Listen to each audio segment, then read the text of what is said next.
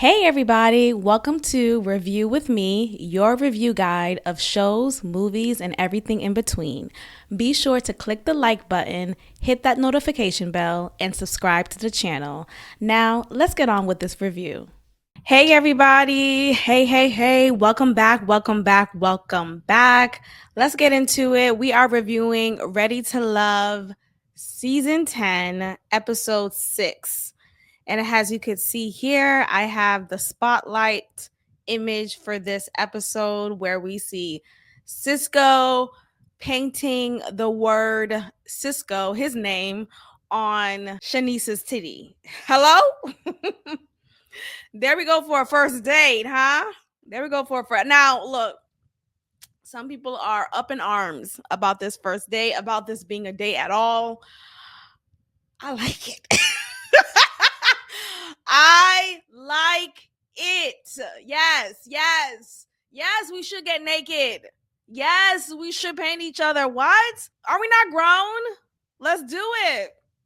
I don't see a problem, but let's go ahead and get started from the beginning.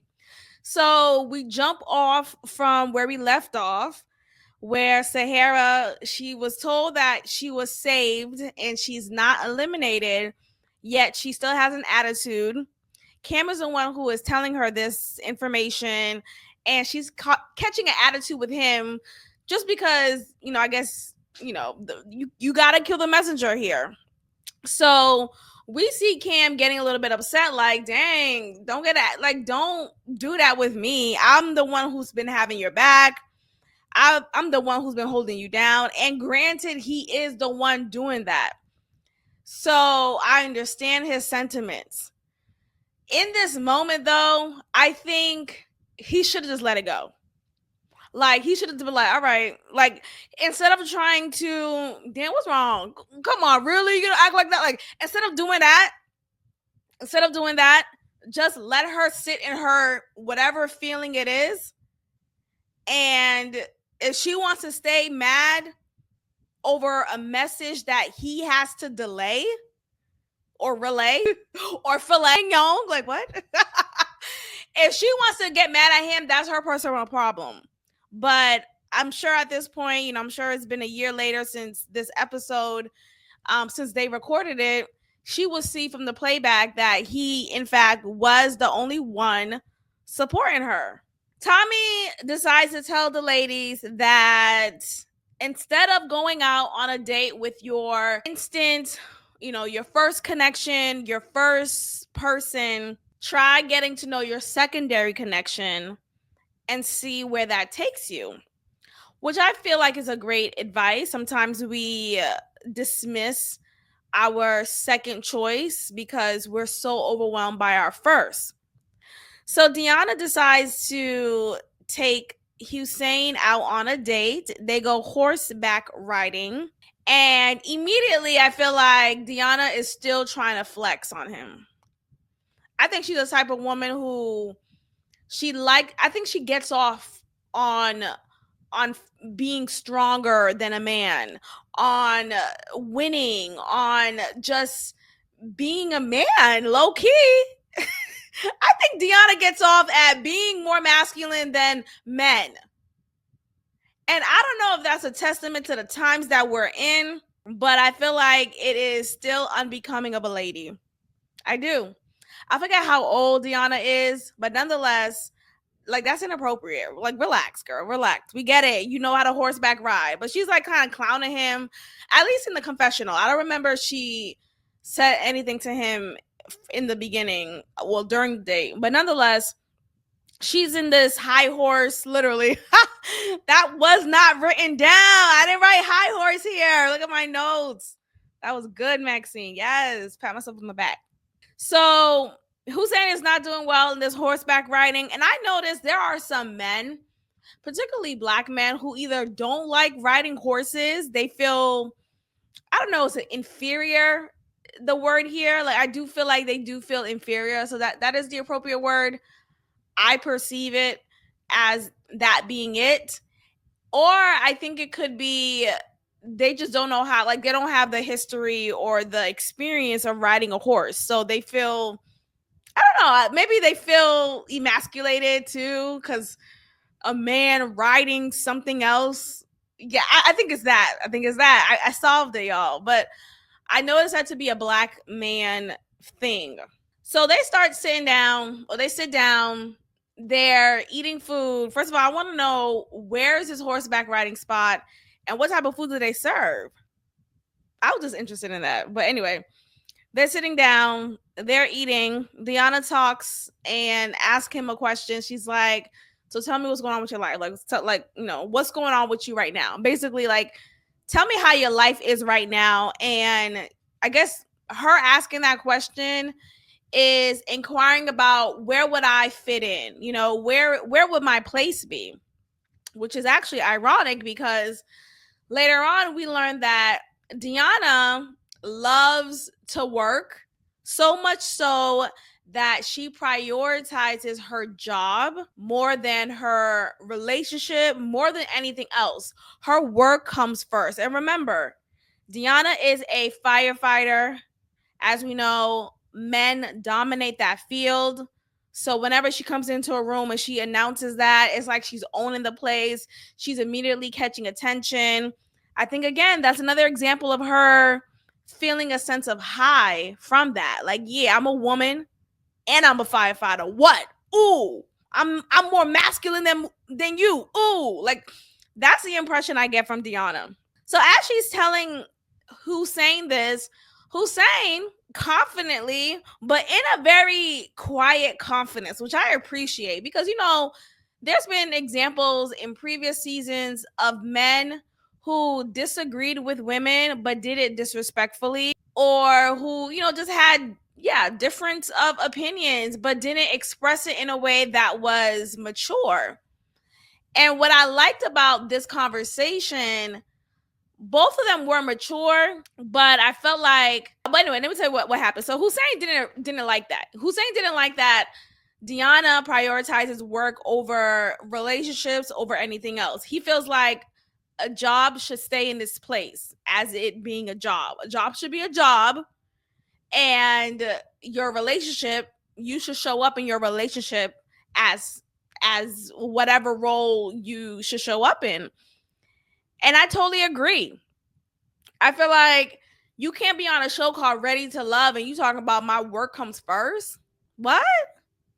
So then here comes Deanna with her excuse of, I'm saving lives, I'm fighting. First of all, when do fires actually happen? I've yet to see a fire in my adult years.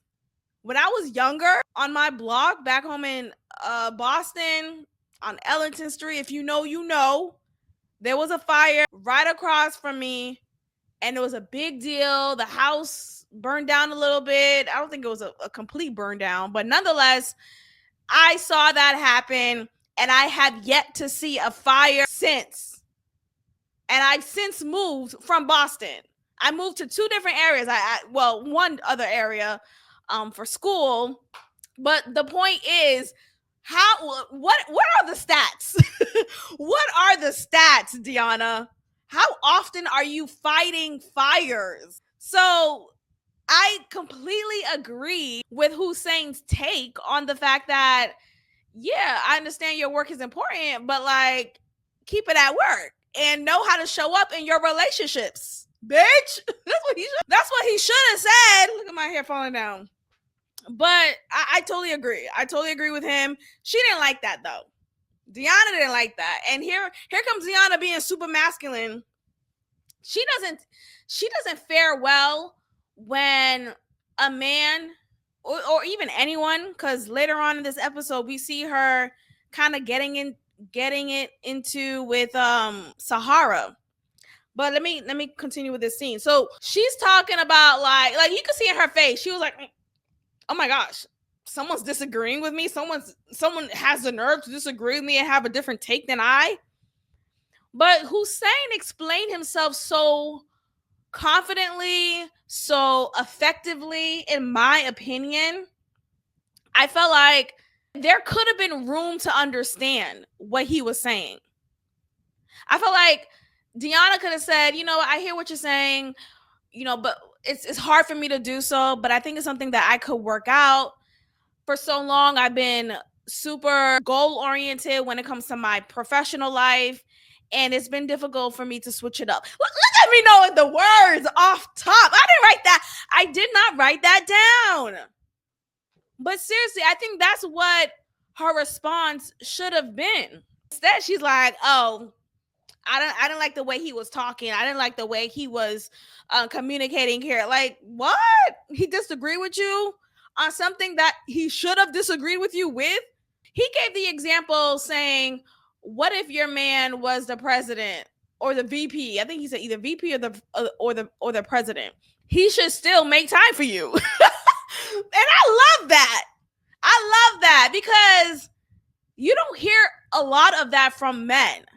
You know, a man would say, "Well, my work comes first. You know, I'm the you know, they're conditioned to operate as this provider.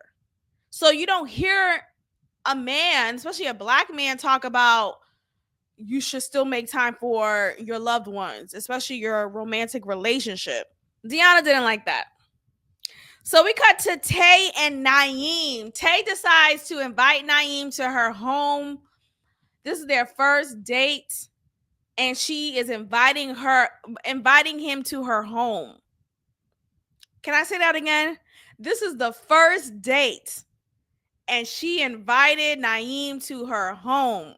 What do y'all think they did after the cameras wrapped up? Because the impression I got, her feet was on this man's lap, barefooted. Her titties were basically out. She looked nice. Not hating on her, body positivity. But her titties were out in her dress. Her dress was, it was see-through because I saw the blurry vision effect that was on her dress. So the impression that I'm getting here, I think Tay is attracted to Naeem, but I was still surprised that she decided to take him out, well, invite him over for this date, because remember in the first episode or the second episode, whenever she met him the first time and she's going around to get to know everyone and she stops to get to know him, and he opens up with the honesty of, "I got 5 kids," and I forget if he have multiple. I don't want to say I know. Is that low key racist? But I know he does have multiple baby mamas. I don't remember how many, but let's just say 5 kids and 4 baby mamas. Her instant reaction was, "Okay, thank you, goodbye," because she was like, "Yeah, I'm not interested in that," and she thought he was joking actually. Because Naeem sat back like, "Well, I said it. Okay." Like, I said it, okay. Anyway, she found out that he wasn't joking, and yet she still, whatever. Anyway, she decides to invite him over. I didn't know they had a connection at all, honestly, so I was a little surprised. But I understand how Naeem could have a connection with her or with anyone. Naeem has a great personality. He has a great way about himself. I think he's an attractive person inside and out. So one could understand how you would have so many kids and so many different mothers. He's an attractive man. So they're at her home, and I guess she cooks for him. Again, I just feel like this date was inappropriate. For a first date, I think they could have went out. They could have gone out, but I don't know. The producers encouraged her to invite him over instead. I don't know, but this date was inappropriate in my opinion for a first date. You know, unless you're ready to lust. If you're ready to lust, then okay. I'm not gonna be here and act like I haven't been on first dates like this back in the day. Anyway, Tay says she feels an attraction between them. He agrees. He says basically, "We go together now because your feet's on me." And this is her first intimate time with him one-on-one. So we cut to Shanice and Cisco. Well, let me circle back real quick, because the irony here with Tay and Naeem was the one who Cisco laid his problems on, in need of advice, in need of encouragement, and Naeem built him up. Naeem spoke life into Cisco, and it was a beautiful bro moment. I love to see that. So to see the same man who you poured your heart out into over frustration or embarrassment because of your current circumstances, for him to be the same guy who is about to no, I certainly believe they got it on as soon as cameras wrapped up. You can't tell me different. You cannot tell me any different. So anyway, we cut to Shanice and Cisco, and this is the image here that I want to fixate on for this episode review, because this was the main the main dish, the meat and potatoes.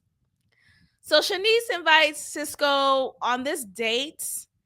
She didn't tell him about what exactly they will be doing, and he finds out in this moment. He's like, wait, what?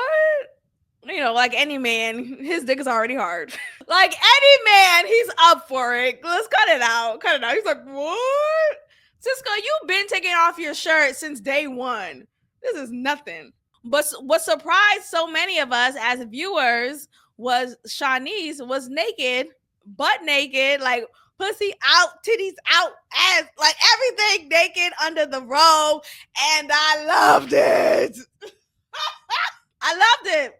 I loved it. I loved it. I know. Oh my goodness, it's in the pro. You just said Tay shouldn't. Okay. And I'm saying if you're ready to lust and not love, then I love it. I don't see a problem. Because here's the difference here. I think Cisco and Tay, they feel something deeper with each other, which is why we have yet to see Tay invite Cisco over her home. And we know why Cisco hasn't invited Tay over his. No offense, Cisco, but you don't have a home yet. Not yet. But anyway, both of them, they're ready to lust. Shanice and Cisco, they're ready to lust. Cisco is telling her that he shut down from his last relationship. I guess it went really, it ended poorly, and it really, it kind of struck me a moment because the last episode, was it? Yeah, I think it was last episode. We learned about Cisco's financial circumstances and his living arrangement, and he talked about like his mental health. I think he kind of alluded to it, or he said it outright, but he mentioned it at some point in the last episode.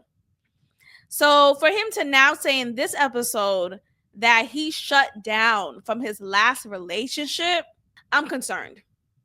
I'm not concerned in a judgmental way. No, I'm not, because we all struggle with a level of mental health issues, whether it's moderate or extreme or severe in any way. I think we all have to be mindful of things that we consume, of the lifestyle habits that we have, X, Y, and Z. All that is true. But what I'm hearing from Cisco is a consistent pattern, a consistency, because that's redundant. A consistent pattern is redundant. But we see a consistency with Cisco of him revealing to us that his mental health isn't all there. Like he isn't as resilient mentally as he appears physically. Yo, if y'all don't subscribe right now, that was a word. That was a word. As strong as Cisco appears on the outside, right? He has all these muscles. He's just like the trophy guy. He is falling apart mentally. He's dealing with embarrassment, shame.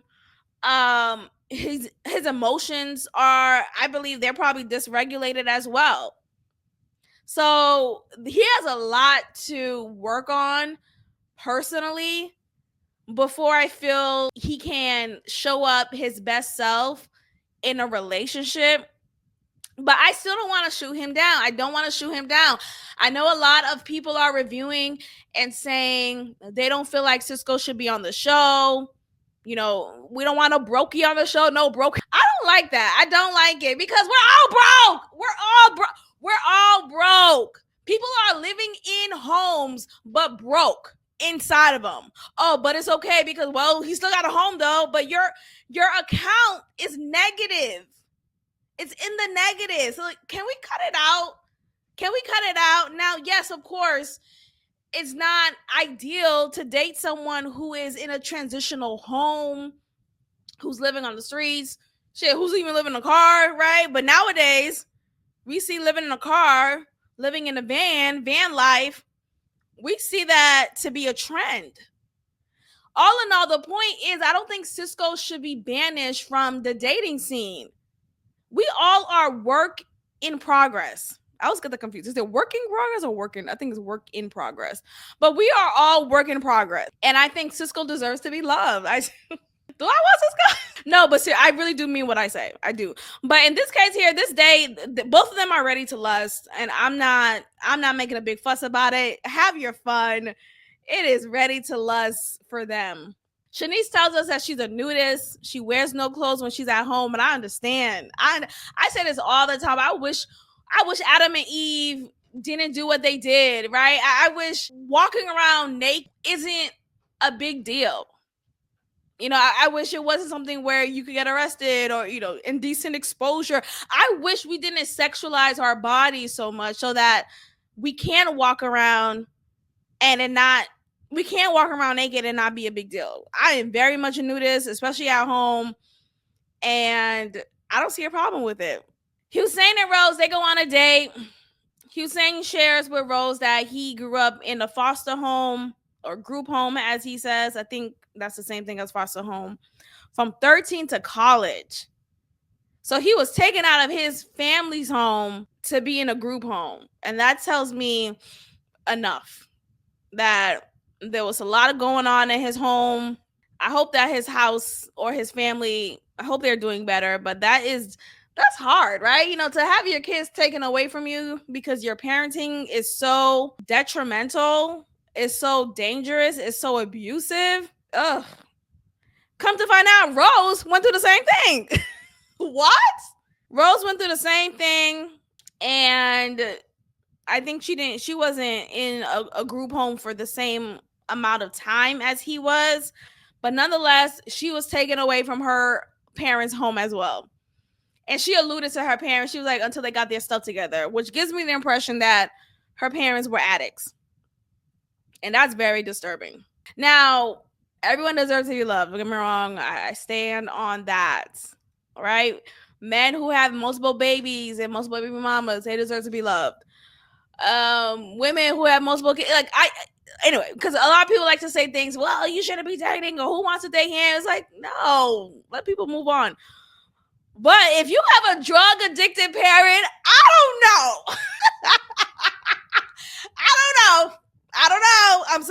I'm sorry. In those cases, I feel like the sins of the parent definitely fester down to the child. Why do I say that? It's not necessarily because I think the child is now an addict themselves just by genetics. I mean, the exposure to it is definitely likely, but that's not what I'm saying. What I'm saying is they have a lot of trauma, and oftentimes those who grew up in those type of households, they have yet to unpack that trauma. They have yet to address that trauma, and it's like the abuse in other forms continues. So I'm not saying they're not, they don't deserve love. I'm just saying, not from me. I'm just saying, I wouldn't want to be the one to love you. Nope, find somebody else. Rose shares with Hussein that she had miscarriages, so multiple miscarriages, but she did have a baby. So she does have a child, but she tried getting pregnant afterwards, and it didn't work out. So sorry to her. Hussein says he is open to adoption, but this conversation repeats itself with another person, and I'll get to that in a moment. But let's just keep that in mind, okay? So now we get to Angie and Eddie. Angie looking like she just wiped some gunk around her lips. But I mean, she looks good, but she just always look kind of disheveled, in my opinion. Eddie brings her a gift. It is a journal, which is nice. Angie asks him a question. She asks him, what's the best thing you know about me? Because it started off with him saying something about like, I like you. I like what you're about, something like that. So then, people say, when people say to you, I like you so much, or something about you, I really am attracted to, whatever, you should ask not a rebuttal, but you should ask a follow-up question like, oh, what do you like about me? Like, tell me more. Because sometimes people don't have an answer, or they're just BSing you and you want to get to it. Tell me, okay, you like me, tell me what you like about me. So I don't mind this question. What I do mind is Eddie's response. What did Eddie say in return? He says, "You're a good mother." What? What does that have to do with you, Eddie? I never liked that. I feel like that is separate from you. Is she being a good mother to your child? To a child that y'all share? What does it matter to you that she's a good mother or not? Now, I get it, right? You want, if someone you're dating happens to be a parent, of course, it's better to see them be, or it's better to witness them being good mothers. But also, another question that comes to mind: how did he witness that? Have he seen her around her kid, or with her kid, or around her kid? Have he seen her with her kid? Have he witnessed that, or is he just going off of what she tells him? I need to see evidence. But all in all, I feel like that's just a scapegoat. Mothers love to hear that. Oh, he says I'm a good mother. So, nigga, what? There's so many good mothers out here. What did he say about your personality? What did he say about things that he admire in your character? Now, I get it, being a mother, that is a part of your character as far as like, maybe she's nurturing, maybe all these things. But say that. Don't just say you're a good mother. Like, it's just weird to me. I just don't like, I feel like it's a scapegoat, because give me more words. And I think with Eddie, he lacks more words. He lacks articulating himself in a manner that is sophisticated. I think he lacks that level of sophistication, in my opinion. No offense to him. He's a handsome man, but he sometimes comes across like a dud. Angie asked him, "What are your deal breakers?" So he says he doesn't like when he's with a woman and she doesn't clean. She doesn't cook, she doesn't clean, but he harped on the fact that he doesn't like a woman who doesn't clean. I appreciate, I like that he said that. But who didn't like that was Angie, because she looks dusty herself. I'm not saying Angie looks like Rocky. I'm not saying that. I'm just saying there's an essence about Angie that comes across dirty. That comes across, she doesn't keep her home kept. One thing about me is I keep my home kept at all times. And even when my coffee table is filled with too many things, I'm just like, oh my gosh, my day. I have to do something about it.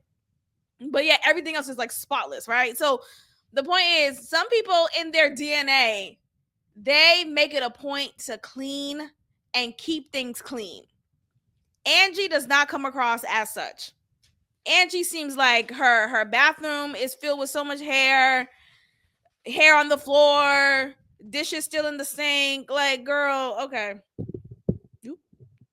Okay, so we cut to Angie telling him that she's still close with her exes. And there's one of her, like, she has one ex in particular who they did try to date, but it just was better off as friends. So technically he is an ex, but they're just friends.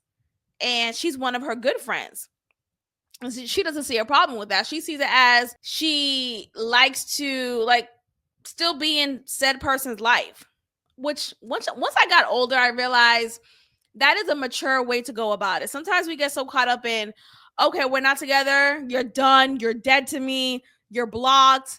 And I don't think that's always the best approach. Now, I get in some circumstances, especially if the breakup was messy, but sometimes we're so quick to cut people off and flex as if that's something to be proud of. Like, oh, you're so good at acting like you don't know people. Like, I don't know if that's a good thing. And I used to be like that. And as I've gotten older, I realized that's not a productive way to go about relationships at all. Anyway, I do wonder though, had Eddie said the same thing in return to her, like, yeah, I'm really cool with one of my exes, we're just friends, but yeah, she's a pivotal person in my life, would Angie feel the same way? You know, sometimes it's one-sided with some of these women when it comes, well, with women in general, when it comes to some things like this. They'll say, I'm close with my exes. Nothing's there though. You know, you should be able to be fine with that. Oh, if you don't like it, that's a red flag. You're a jealous guy. I don't want a jealous man in my life. Okay, but if Eddie said the same thing, I feel like she wouldn't be happy with that. We get to Rose again with another man. Like, okay, Rose, how many secondary connections did you get the agenda? So she's out with Fritz. They go karting. Cool, fun date. Fritz gives her a plant, which is nice. She shares again. She had multiple miscarriages. Now I'm just like, okay, this is too much. I'm uncomfortable. Like, why are we talking about this so flippantly? But I do understand though, the purpose is to really be intentional with the conversations, because her point is to say she may not be able to conceive again. Though she does have a son, and that's great, she realizes that conceiving again may not be a reality for her. So, how do you feel about that, especially if you're someone who wants a child of your own? Fritz have no children. Mind you, she mentioned this to Hussein. I don't know if I don't remember. I think Hussein does have children, because remember Angie gave him a gift for his son.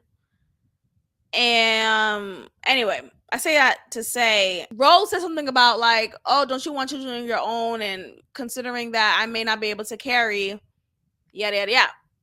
So I was like, why is she saying children of your own? Maybe she's saying children of your own with me, right? Like children together with me. Anyway, back to Fritz. Fritz have no kids. He has no kids. And in his response to what Rose is saying, he says, well, advancements in technology is so wide that we can consider getting a surrogate. Rose is like, no, nobody's gonna carry my baby. Nobody. I had a baby grow inside of me. No other woman, no other bitch is gonna carry my baby. Ma'am, just say you're not interested in surrogacy. She did too much. She did too much. And I feel like, okay, yeah, if you have that mindset and you feel like, no, I want to be the only mother who experienced the growth of a baby, of my baby in my body. Okay, but you can't anymore. I'm sorry, I know that's sensitive, but you can't anymore. So the other option is to either you do IVF, or you explore surrogacy, or you adopt. But if you really want to carry but can't, and you want like a fruition of a child with your man, surrogacy may be the best option. So she's gonna have to know how to compromise and open her mind. Like, it's not like the surrogate could say, oh, actually I've bonded with this baby, I could keep the baby. No, that doesn't happen. I know there are very 1% chance that there are very slim chances of that happening, and has happened, but that doesn't happen. So don't worry about that, Rose, if that's the case. So we get to Tay and Cisco. They finally get on a date together. This is their first date together. And I don't know about y'all, but the waitress from this scene, I felt like she was doing too much. I felt like she was doing too much. First of all, why are you showing your whole back while you're at work? That's inappropriate. That's one. Two, I felt like she was like she was saying too many words. She's trying to like show up like, oh, I'm on TV. Let me make sure I have my face beat down, my back tat out. I don't know. I didn't like the Filipino waitress. She was doing too much. And then when she gave them the food, she's like, enjoy. Bitch, enjoy this. I don't like it. She was doing too much, in my opinion. So they're having some difficulty using the chopsticks. And I want to say this. Why do we get on other people who are not Asian? Why do we get on them and start making fun of them for not being able to use chopsticks? I'm sorry, did you grow up using chopsticks? Like, how am I supposed to know how to use chopsticks if I'm not Asian? Huh? If I didn't grow up in that culture where that is a thing that you use, where that is the utensil that you use. Cisco made a comment. He said, man, I wish they would have brought forks, because they're at the sushi restaurant, hence the Filipino waitress. Anyway, I don't know if she's Filipino, but she looks like she is. Tay's talking about, oh, it's easy. Let me show you this. And she's messing up herself. I don't know if she got nervous, but anyway, I just wanted to point that out. I think a lot of people get all highbrow about, oh, you don't know how to use chop. No, I don't. I didn't grow up in Thailand. I don't know how to use chopsticks. I don't. Let's move on. Cisco talks about, so they talk about the whole circumstances with Cisco about him being a broken. I'm supporting Cisco. I'm just being funny, Cisco. Please don't get in my comments. Cisco says he says once he has someone's support, he feels more motivated to get out of his circumstances. Now look, I don't know. That is kind of troubling in my opinion. You should feel internal support. Because if you fixate your motivation on external factors, it's going to be inconsistent. People are finical, and it may lead to your emotions being finical as well, and that's not a healthy way to go about life and goals that you have for yourself. Have that internal drive. Now, I get the whole point of, when someone is motivating you, that helps you even more. But he made it seem like that's all he needed. Oh, I just need to be with you, Tay. Then I feel more motivated to get up out this transitional house. Okay. Tay tells us that her father, when she was younger, abandoned her, but they now have a good relationship. Yet she is still suffering from those abandonment feelings. And the way she goes about, or her history is, whenever she's in relationships, she would leave them before they could leave her. They kiss, and it's a beautiful love story. We'll see how that goes. We go to Tommy's vault. They're talking about who they went on a date with, who they're vibing with, who they're not vibing with.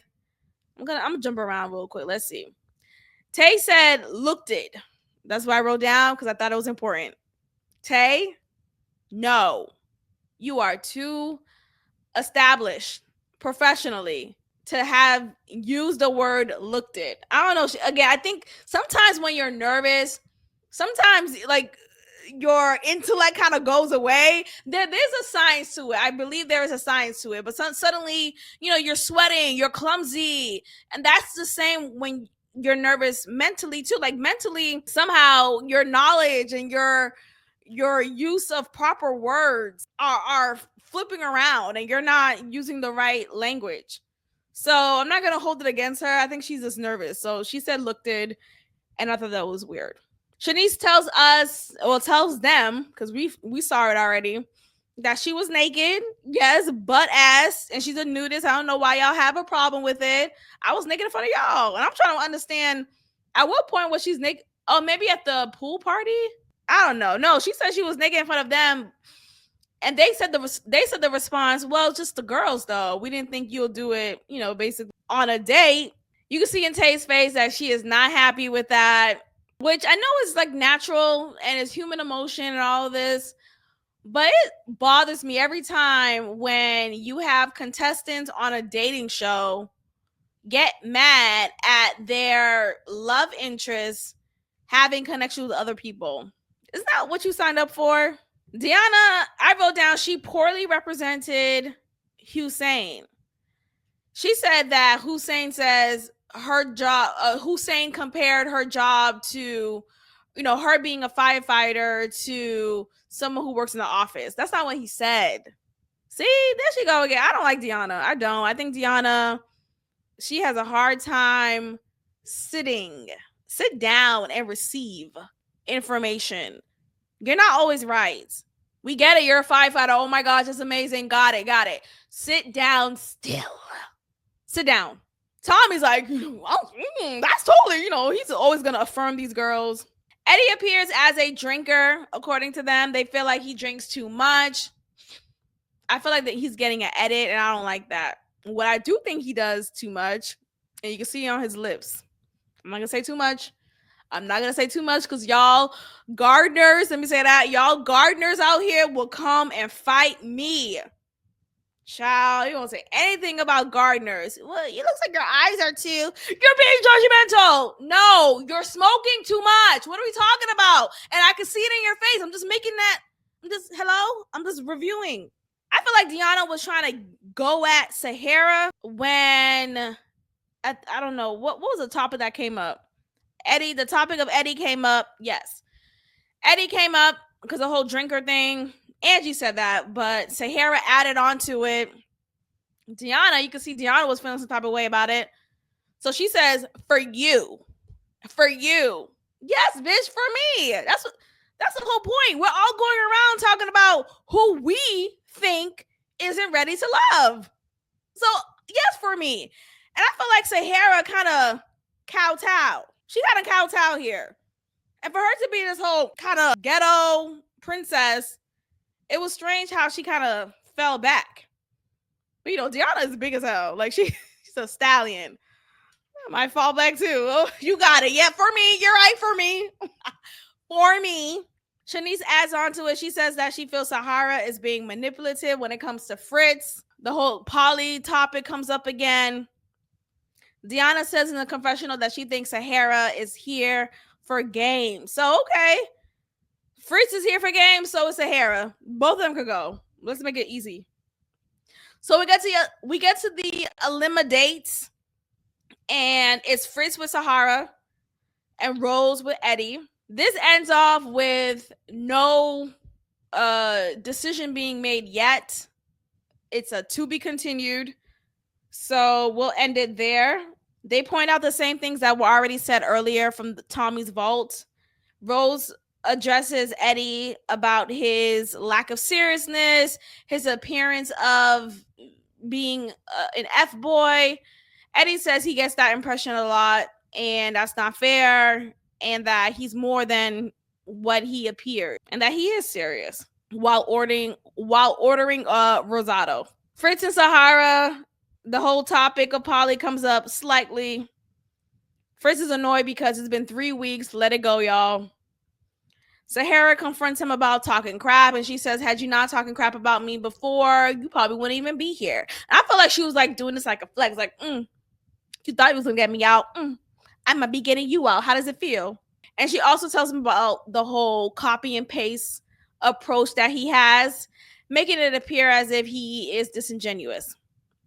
So we'll see again in the next episode of who gets eliminated, or if anyone does get eliminated. We don't know. Sometimes Tommy likes to be a little funny here.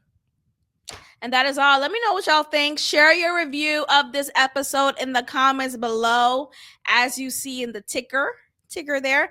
Again, make sure you are subscribed. Like this video. That helps the algorithm. I am growing my subscribers, y'all, so I'm really proud of the count that I have right now. But of course, I want it to grow further. I want to get to 500. So if you are watching this and you're not subscribed, please subscribe, especially if you laughed once. If you kiki once, just once, that deserves a subscription. So anyway, I'll see y'all next time. Bye-bye.